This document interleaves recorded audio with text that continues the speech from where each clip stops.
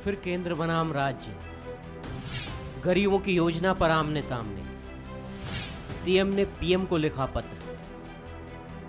छत्तीसगढ़ में केंद्र की प्रधानमंत्री गरीब कल्याण योजना को लेकर सियासी माहौल गरमाने लगा है। दरअसल छत्तीसगढ़ को इस योजना से बाहर रखने पर मुख्यमंत्री भूपेश बघेल ने प्रधानमंत्री नरेंद्र मोदी को एक पत्र लिखकर छत्तीसगढ़ को भी इस योजना में तत्काल शामिल करने का अनुरोध किया है। इस योजना में देश के 116 जिले शामिल किए गए हैं। पड़ोसी राज्य मध्य प्रदेश के 24 जिलों को भी इसका लाभ मिलेगा। झारखंड और उड़ीसा के जिले भी शामिल हैं, लेकिन छत्तीसगढ़ का एक भी जिला शामिल नहीं है, जबकि इन राज्यों के बीच भौगोलिक, आर्थिक और सामाजिक लिहाज से काफी समानताएं हैं। योजना में शामिल करने की मांग के साथ ही कांग्रेस ने केंद्र सरकार की मंशा पर भी कई सवाल खड़े किए। मोदी सरकार छत्तीसगढ़ के मजदूरों से, छत्तीसगढ़ की जनता से विधानसभा चुनाव में भाजपा की हार का बदला ले रही है। गरीब कल्याण योजना से छत्तीसगढ़ को बाहर रखा गया, जबकि छत्तीसगढ़ के 5 लाख प्रवासी मजदूर बाहर के राज्यों से वापस लौट के आए हैं। इन 5 लाख मजदूरों ने 2 माह की अपनी रोजी, जिसे 200 रुपए प्रतिदिन के हिसाब से भी जोड़ा जाए तो 600 करोड़ रुपए की राशि गंवाई है। ये लोग छत्तीसगढ़ लौटे हैं तो अपना गहना गुड़िया गिरवी रख के लौटे हैं, कर्जदार होके लौटे हैं, और मोदी सरकार ने छत्तीसगढ़ को गरीब कल्याण योजना से बाहर रखकर इनके साथ अन्याय किया है।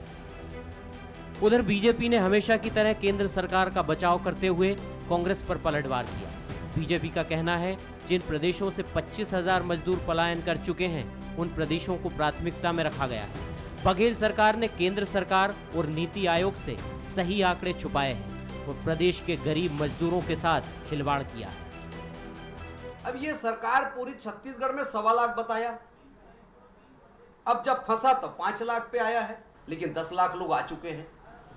तो एक प्रकार से नीति आयोग को, जहां से योजना बनती है, या केंद्र सरकार को, यहाँ के शासन प्रशासन भूपेश बघेल जी के इशारे पे काम नहीं कर रही, दिग्भ्रमित कर रही है, और केंद्र को भी दिग्भ्रमित किया है और जनता को बहुत बड़ा धोखा में रखा है और छत्तीसगढ़ के गरीब जनता का गला घोटने का काम किया है। इस प्रकार से योजना को फेल करने के लिए काम किया गया है कि सही आंकड़ा श्रमिकों का, प्रवासी मजदूरों का नहीं दिया गया है, जिस कारण उस योजना से वंचित होना। कोरोना महामारी की वजह से पूरे देश में लॉकडाउन के दौरान प्रधानमंत्री नरेंद्र मोदी ने देश की 80 करोड़ जरूरतमंद जनता को अप्रैल से नवंबर तक मुफ्त राशन देने का ऐलान किया है। इस योजना पर करीब 90,000 करोड़ से ज्यादा खर्च होंगे। इस योजना के आंकड़ों और नियम कायदों को लेकर सरकारों ने कहां चूक की, ये तकनीकी मुद्दा हो सकता है, लेकिन आदिवासी बहुल्य राज्य की जनता इसके लाभ से वंचित रहे, ये तो उनके साथ नाइंसाफी होगी। नमस्कार, स्वागत है आपका। मैं हूं अभिषेक शुक्ल। महामारी पर सियासत भारी और गरीब कल्याण रोजगार योजना को लेकर छत्तीसगढ़ में सियासत चरम पर है। इस योजना में छत्तीसगढ़ को नहीं लिया गया, उसके आसपास के कई पड़ोसी राज्यों को शामिल किया गया, जबकि माना गया कि छत्तीसगढ़ की भौगोलिक, आर्थिक, सामाजिक स्थितियां लगभग एक ही जैसी हैं। छत्तीसगढ़ को शामिल नहीं किया गया, इसको लेकर एक बार फिर से केंद्र पर प्रदेश सरकार ने आरोप लगाया और उसकी मंशा पर सवाल उठाया कि क्या विधानसभा में हार का बदला लिया जा रहा है।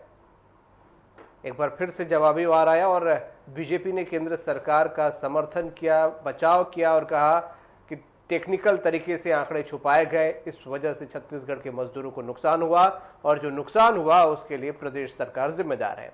तो जिम्मेदार कौन है?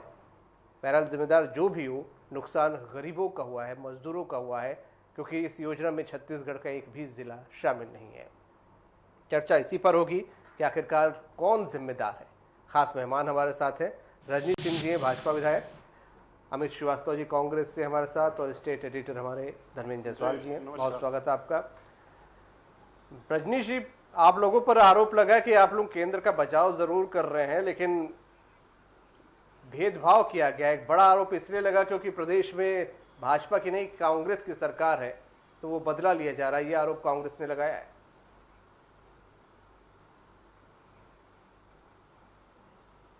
देखिए अभिषेक जी, इस पूरे विषय को थोड़ा हम सबको समझने की आवश्यकता है। केंद्र सरकार ने अभी जो महामारी का संकट जो पूरे विश्व में है, उसके देखते हुए तमाम प्रकार की कठिनाइयाँ, परेशानी आई, गरीब कल्याण योजना के तहत अलग अलग वर्गों के लिए, अलग अलग क्षेत्रों के लिए पैकेज की घोषणा की और इसमें भारत के 7 राज्य के 116 जिलों को किया गया, सम्मिलित किया गया। और ऐसे जिलों को सम्मिलित किया गया जहां के कम से कम 25-30 हज़ार लोग हमारे कामगार हैं जो बाहर थे और जो आने वाले थे, जिनकी सूची नीति आयोग को उपलब्ध कराई गई। छत्तीसगढ़ सरकार शुरू से या तो भ्रम में रही या छत्तीसगढ़ को भ्रम में रखने की कोशिश की गई। पहले वो श्रमिक को लाने के लिए तैयार नहीं थे। आप सब देखें हैं, जब रेलवे का आरोप लगाया कि रेलवे हमको रेल नहीं दे रहे हो, रेल मंत्री जी ने जब कहा तो श्रमिक को लाए। एक महासमुंद जिला का मैं आपको छोटा सा उदाहरण देता हूँ। वहाँ के माननीय सांसद जी ने लोकसभा में प्रश्न किया था कि महासमुंद लोकसभा में इस 19-20 वर्ष में कितने पलायन हुए। उसमें जो छत्तीसगढ़ सरकार के श्रम विभाग का आंकड़ा गया है 772 और अभी 63,000 से ज़्यादा क्वारंटीन उसी जिले के हो गए हैं। तो छत्तीसगढ़ सरकार को ये मालूम ही नहीं था कि छत्तीसगढ़ से कितने लोग पलायन किए हैं और वे चाह रहे थे कि श्रमिक कामगार हमारे मत आए।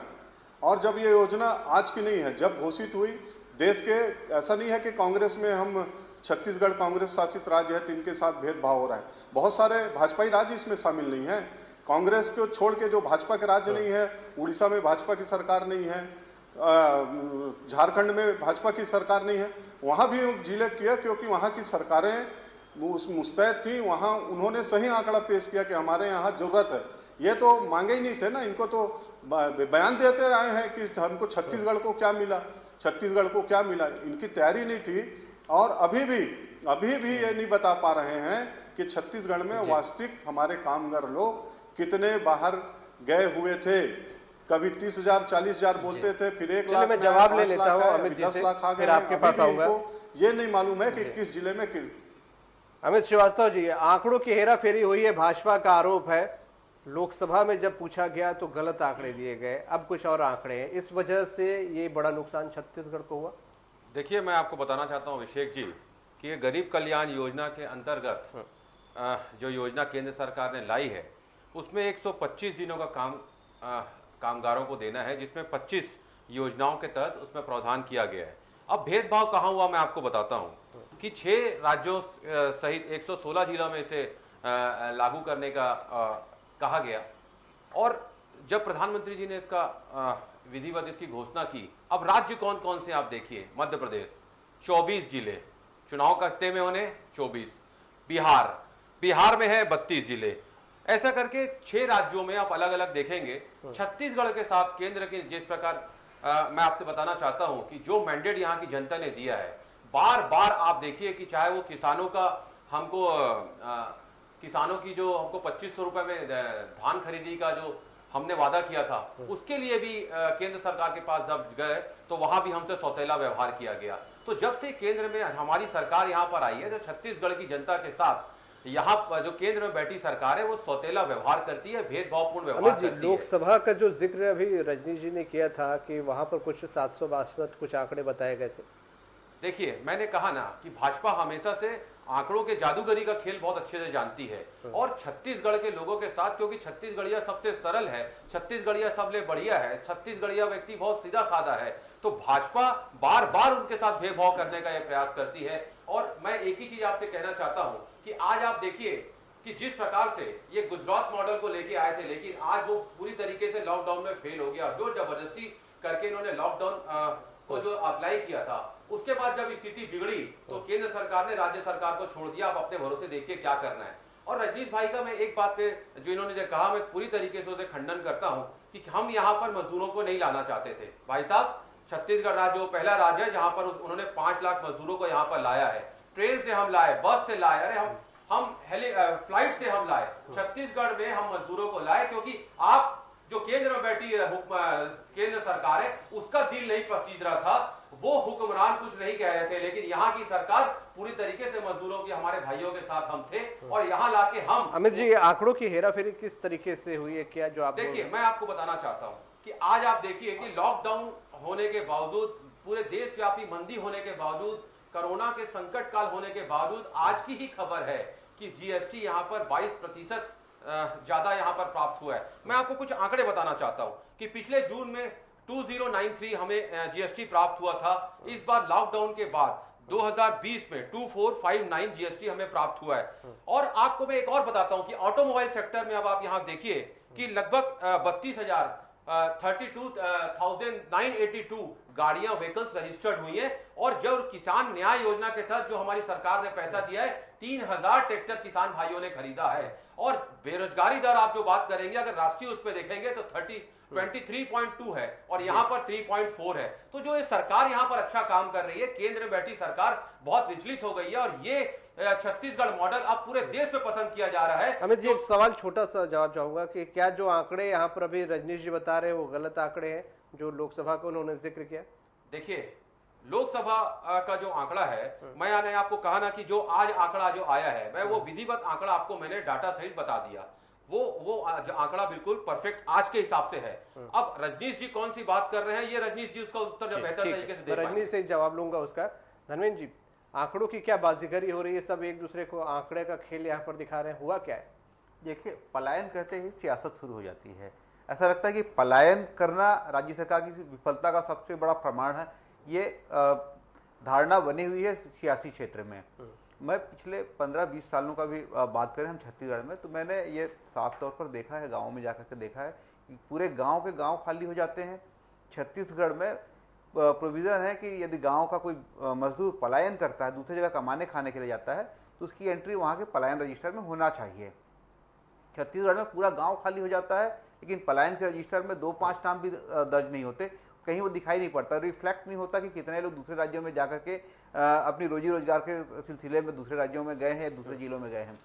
तो ये जो आंकड़े रजनीश जी बता रहे हैं बिल्कुल सही है कि जब उन्होंने लोकसभा में सवाल पूछा तो यही जवाब आया, क्योंकि पंचायत के जो पलायन रजिस्टर है उसमें वो आंकड़े दर्ज ही नहीं है, तो वो रिफ्लेक्ट कहाँ से होगा।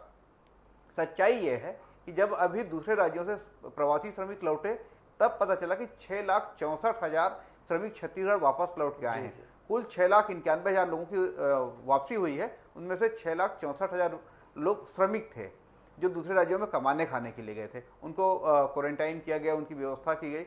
लेकिन जहां तक आंकड़े केंद्र सरकार को मुहैया कराने का मामला है, मैं रजनीश जी से काफी हद तक सहमत हूं कि आंकड़े छिपाए जाते हैं, ये अधिकारियों की बाजीगरी होती है। अधिकारी अपने राजनीतिक नेतृत्व को इसकी जानकारी नहीं देते और वो इस तरह की गड़बड़ी करते हैं, ये दिखाने की कोशिश करते हैं कि हमारे यहाँ तमाम लोगों को पर्याप्त रोजगार मिल रहा है और हमारे राज्य के लोग दूसरे राज्यों में कमाने खाने नहीं जा रहे। एक सवाल और ऐड करूंगा, जैसा पलायन से जब वापसी अब हुई है तो शायद पहली बार सभी को पता चला खुल करके कितने मजदूर हमारे बाहर गए थे। निश्चित अगर अधिकारी छुपा रहे हैं तो क्या उन पर भी कोई एक्शन होना चाहिए? बड़ी बात। निश्चित तौर पर जो अभी आंकड़ा आया है वो एकदम सही आंकड़े हैं और इसी से पलायन का जो हिसाब है वो दर्ज किया जाना चाहिए कि कितने लोगों ने पलायन किया था। अब स्पष्ट हो गया क्योंकि सारे लोग लौट करके आए हैं, सारे लोग को क्वारंटाइन किया गया, तो उनके सारे लोग का रिकॉर्ड रखा गया और ये पता चला कि इतने लोगों ने पलायन किया था, वो लौट करके आए हैं और ये फिर से पलायन करेंगे, ये भी तय है। आने वाले दिनों में फिर से, अगले सालों में दीपावली के बाद ये फिर से निकलेंगे अपने कमाने खाने के लिए। तो ये जो व्यवस्था है इसको दुरुस्त किए जाने की जरूरत है। लेकिन ये जो राजनीति अभी जो शुरू हुई है वो धमतरी के एक युवक के रायपुर में आत्मदाह करने की कोशिश के बाद जो राजनीति शुरू हुई है वो अलग तरीके से चल रही है। इसीलिए रोजगार और पलायन और ये सारी बातें अब खुल करके सामने आ रही है। दरअसल भारतीय जनता युवा मोर्चा ने पूरे प्रदेश में बेरोजगारी को लेकर आंदोलन किया, तो कांग्रेस को याद आई कि केंद्र सरकार ने ये इस योजना के तहत, गरीब कल्याण योजना के तहत छत्तीसगढ़ के एक भी राज्य को शामिल नहीं किया है। वास्तव में इसके लिए जिस दिन ये जिलों की सूची आई उसी दिन राज्य सरकार को केंद्र को कड़ा पत्र लिखना था, सही आंकड़े पेश करने थे और उसके आधार पर क्लेम करना था कि हमारे इन राज्यों को इस योजना के तहत शामिल किया जाना चाहिए। 125 जिले, उसमें कोई बाउंडेशन नहीं कि इतने ही जिलों को शामिल किया जाएगा। यदि हम उस क्राइटेरिया में आते हैं तो केंद्र सरकार के सामने अपील की जा सकती है, केंद्र सरकार से आग्रह किया जा सकता है कि हमारे इसका नुकसान छत्तीसगढ़ को हुआ है हर हाल में। रजनीश जी, 2 सवाल आपसे करूंगा। पहला तो ये कि अमित जी जो बोल रहे हैं आंकड़ों की बाजीगरी, आप लोगों ने सही आंकड़े नहीं बताए। दूसरा, आप लोग जनप्रतिनिधि हैं, भाजपा के सांसद भी हैं, विधायक भी हैं, अगर आप लोगों को सही आंकड़े पता थे तो क्या इसके लिए कुछ कोशिशें होनी थी या अब हो सकती है? क्योंकि नुकसान तो छत्तीसगढ़ के लोग का हो रहा है और आप लोग भी छत्तीसगढ़ आए।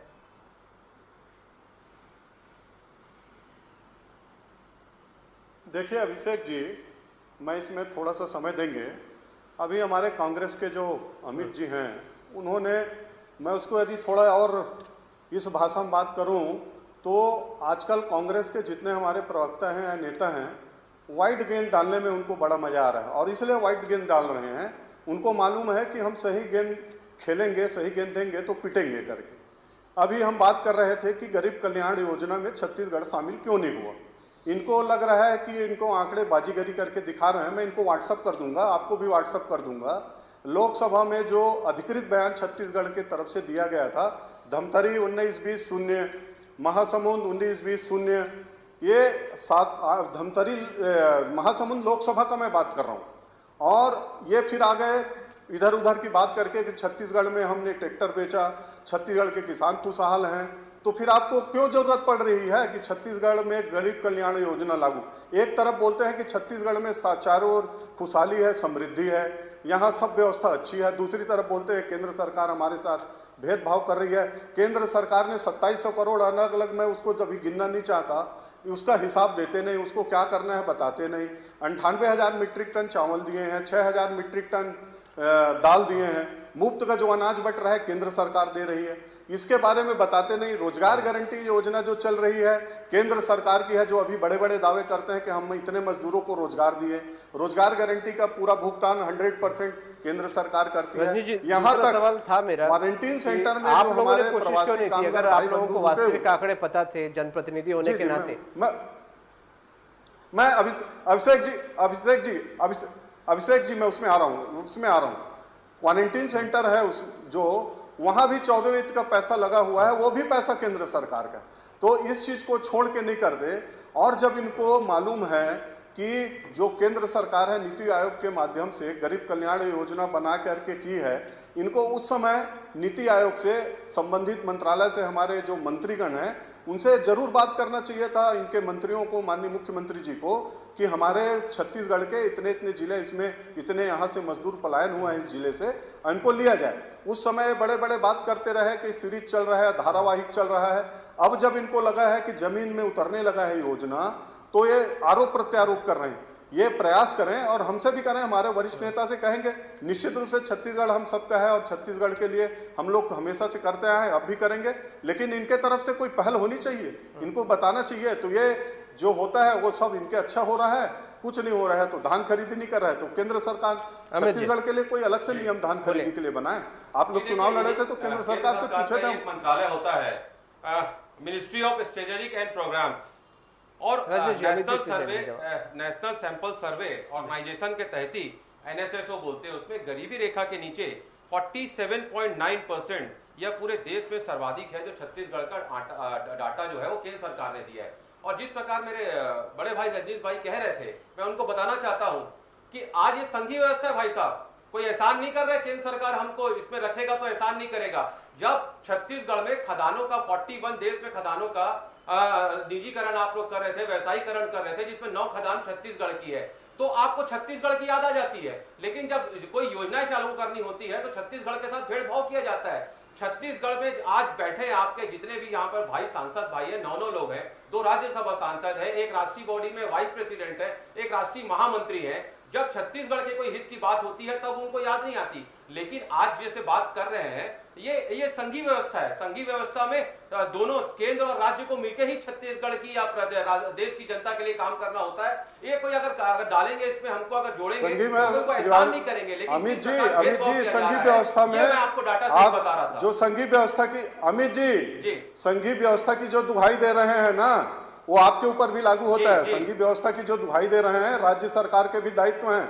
और आप भी यहाँ जो घोषणा किए थे, बड़े बड़े घोषणा, वो आपने किया था, वो आप भी एहसान नहीं कर रहे हैं छत्तीसगढ़ के 2.5 करोड़ जनता के ऊपर। भारतीय जनता पार्टी ने, माननीय मोदी जी ने कभी नहीं कहा हम किसी के ऊपर एहसान कर रहे हैं। संघीय व्यवस्था को समझते हैं और आपके बिना कहे वो जो योजना में लाभ दिया जा सकते दिए हैं। 5 महीने के लिए अभी मुफ्त में राशन सबको दे रहे हैं, छत्तीसगढ़ भी शामिल है। लेकिन आपको संघीय व्यवस्था की दुहाई दे रहे हैं। संघीय पूरे भी कर दिए, वो 22 वादे पूरे हो गए। चलिए देखते, हम अब अभिषेक जी से कहेंगे, धनवेंद्र जी से कहेंगे कि कल से हम ढूंढने निकलेंगे 22 वादे कौन से छत्तीसगढ़ की जनता में है। तो जब 22 वादे आपने पूरे कर दिए, कौन से हमने किए, मैं भी आपको व्हाट्सएप कर दूंगा और अभिषेक जी को व्हाट्सएप कर दूंगा। करिएगा। जी। मैं अभिषेक जी से और धनवेंद्र जी जी, हमारे बिल्कुल। चीफ एडिटर हैं, उनसे भी आग्रह करूंगा कि उनके 22 योजनाओं को जो पूरा कर दिए हैं पक्का। उसमें जरूर, मैं नहीं तो और किसी के साथ अपन चर्चा करेंगे, तो उस दिन वो विषय आएगा कि ये किए है। इसलिए नरेंद्र जी, ये छत्तीसगढ़ हम को जब काफी आपने समय सब से कर 1.5 दिया साल से है देख रहे हैं तो आप सिर्फ टू-टू संघीय में ढांचे का केंद्र, भाजपा को राज्य, दुहाई केंद्र, देते हैं। राज्य क्या 5 साल चलते रहेगा यही? देखिए, दोनों सरकारों को समझना पड़ेगा और खासतौर पर यहाँ के जो जनप्रतिनिधि हैं, निर्वाचित नहीं, देखिए, जनप्रतिनिधि हैं, अभिषेक उनको जी, समझना पड़ेगा बड़ा कि राज्य के मैं- कल्याण के लिए काम करना होगा। चाहे वो यहाँ के सांसद हों जो दिल्ली में जाकर के अपनी बात रखते हैं, उनको भी ये समझना पड़ेगा और राज्य सरकार को भी समझना पड़ेगा, कांग्रेस के विधायकों को भी ये समझना पड़ेगा कि राज्य की जनता के हित में काम करना है तो एक समन्वय बना करके काम करने की जरूरत है। जिस तरीके से आंकड़ों में बाजीगरी करने की कोशिश अधिकारी कर रहे हैं, उनको रोकना पड़ेगा। अधिकारियों को ये समझाना पड़ेगा कि राज्य के हित में काम करने की जरूरत है, किसी तरह के आंकड़े छिपा करके कोई किसी का भला नहीं होने वाला है। और राज्य सरकार को भी ये देखना होगा कि केंद्र सरकार की कौन कौन सी योजनाएं हैं जिसका लाभ राज्य सरकार को मिल सकता है, उसके लिए समय पर प्रस्ताव देना होगा और यहाँ के सांसदों को ये कोशिश करनी होगी कि राज्य सरकार ने जो प्रस्ताव ये एक दिए समन्वय के हैं साथ चलना होगा, वो जी। प्रस्ताव वहाँ मंजूर हो और छत्तीसगढ़ के लोगों को उन योजनाओं का लाभ मिले। तो इसके लिए इस तरह से राजनीति करने के बजाय सकारात्मक दिशा में काम करें। राजनीति तो चलती रहेगी, राजनीति को कोई रोक नहीं सकता, बिल्कुल, क्योंकि राजनीति चलती रहेगी, व्यवस्था इसलिए, समन्वय के लेकिन साथ काम करना किस तरीके होगा। से आगे बढ़े, हाँ। यहाँ के लोगों को किस तरीके से उसका फायदा मिले, इसके ये लिए बहुत दोनों को अपने important अपने तरीके से काम करना होगा, अपने अपने स्तर पर काम करना जी होगा। जी, ये बहुत इंपॉर्टेंट है कि लोगों को फायदा मिले। शायद इस प्रकार की गफलत करके अधिकारी अपनी गर्दन तो बचा लेते हैं, लेकिन आम आदमी, गरीबों की जो गर्दन है वो कटने की नौबत आ जाती है। बहुत शुक्रिया आप सभी का इस चर्चा में शामिल होने के लिए। बड़ा अहम विषय था। छत्तीसगढ़ इस गरीब कल्याण योजना में शामिल नहीं है, और अगर शामिल नहीं है तो इसकी गलती किसकी है? क्या अधिकारी जिम्मेदार है? आंकड़े जिम्मेदार है? किसने आंकड़े पेश किए? किसने एफर्ट नहीं लगाया? किसने लगाया? ये बहुत सोचने की बात है और सबको मिलकर अगर कोशिश यहाँ पर की जानी चाहिए ताकि गरीबों को जो नुकसान हुआ इस योजना में शामिल न होने से क्षतिपूर्ति इसकी हो सके। आज का मुद्दा में इतना ही। नमस्कार।